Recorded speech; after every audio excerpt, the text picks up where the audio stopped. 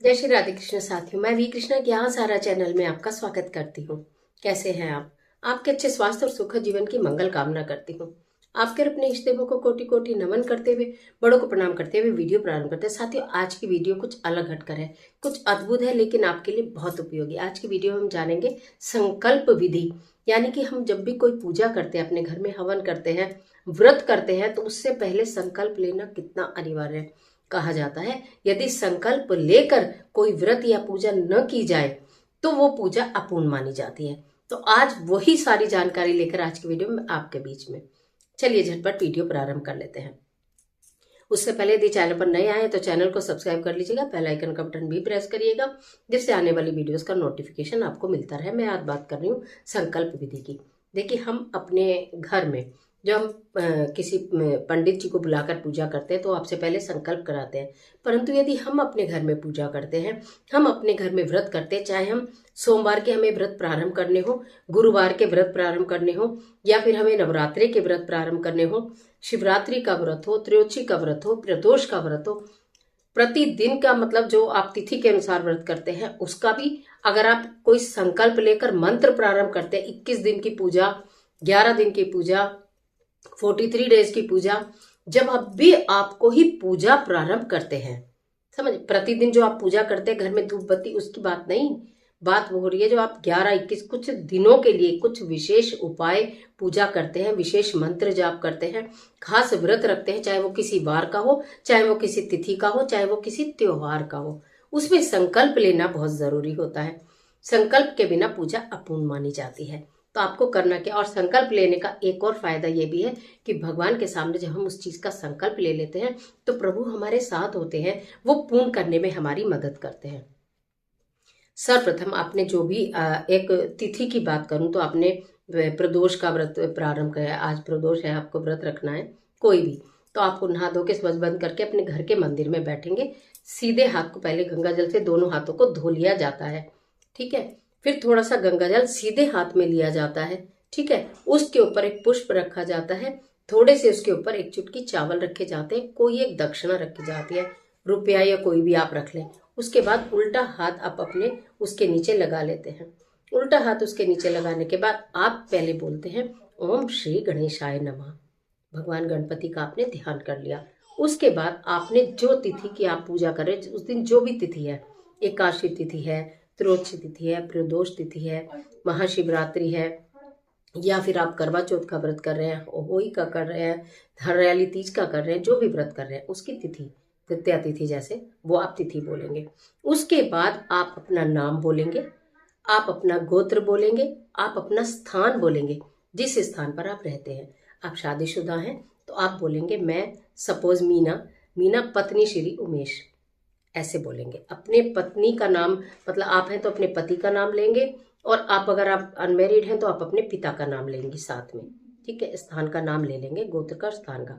उसके पश्चात जिस भी व्रत के लिए आप संकल्प ले रहे हैं, किसी हवन के लिए, किसी पूजन के लिए, उस व्रत का आप उच्चारण करेंगे कि इस व्रत के लिए मैं संकल्प ले रहा हूँ या ले रही हूँ।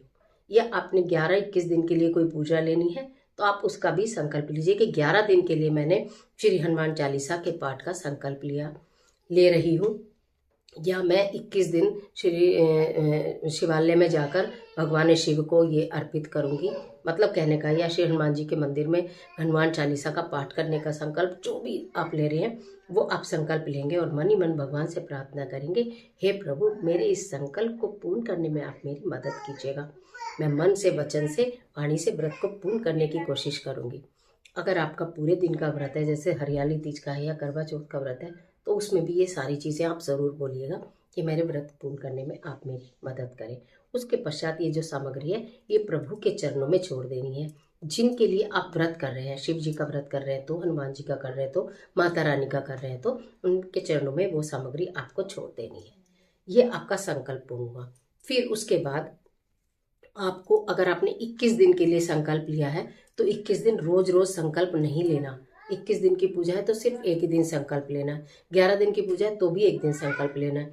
आज आपने सोमवार का व्रत किया, ठीक है, आपने उनको गिन कर नहीं करना कि भी हमने 11 सोमवार करना है, एक किसी हमेशा करना है। तो आपको, अगर आपने 11 सोमवार बोलकर व्रत किया है तो आप संकल्प लेंगे एक बार। यदि आपने बोला नहीं है और हर दिन आप व्रत रख रहे हैं, हम मंगलवार का रख रहे हैं, सोमवार का रख रहे हैं, तो आप हर सोमवार में फिर संकल्प लेंगे कि आज के मेरे व्रत को पूर्ण करने में प्रभु आप मेरी मदद करें।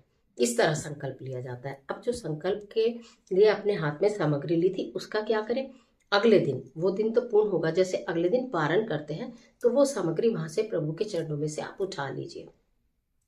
चाहे आप एक दिन का संकल्प ले रहे हो या आप 40 दिन का ले रहे हो, अगले दिन वो सामग्री उनके चरणों में से उठा ही लेनी चाहिए। उठाकर आप जो उसमें फूल है और चावल है उनको तो आप किसी पौधे में डाल दीजिएगा, जो रुपए का सिक्का है किसी मंदिर में चढ़ा दीजिएगा या किसी बच्चे को बाहर दे दीजिएगा। इस तरह से संकल्प लेकर ही पूजा की जाती है। मान्यता है जो संकल्प लेकर पूजा करते हैं उनकी पूजा पूर्ण तो मानी ही मानी जाती है, लेकिन उसका फल भी बहुत अधिक मिलता है। लेकिन अगर बिना संकल्प के करते हैं तो पूजा अपूर्ण मानी जाती है और उसका पूरा फल भी आपको प्राप्त नहीं होता।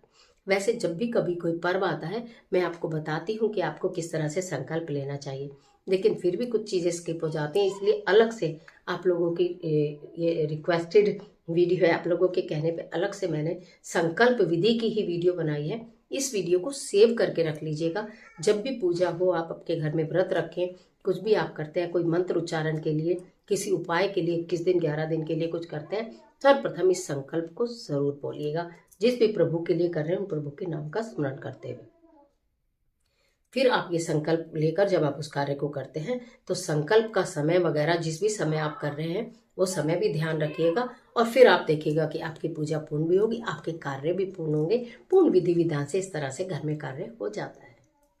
आज के लिए इतना ही, इजाजत दीजिए। आशा करती हूँ वीडियो आपके लिए निश्चित बहुत ही उपयोगी साबित होगी, और मिलते हैं एक और जबरदस्त वीडियो के साथ। तब तक हंसते रहिए, मुस्कुराते रहिए, अपना और अपने अपनों का ख्याल कीजिए। ये वीडियो अपने फ्रेंड्स के साथ शेयर जरूर करिए और अपने पास सिक्योर कर लीजिएगा, यानी कि अपने पास इसको सेव कर लीजिएगा, जिससे आपकी पूजा, जब भी आप पूजा करें तो आपको पूजा का पूर्ण फल प्राप्त हो।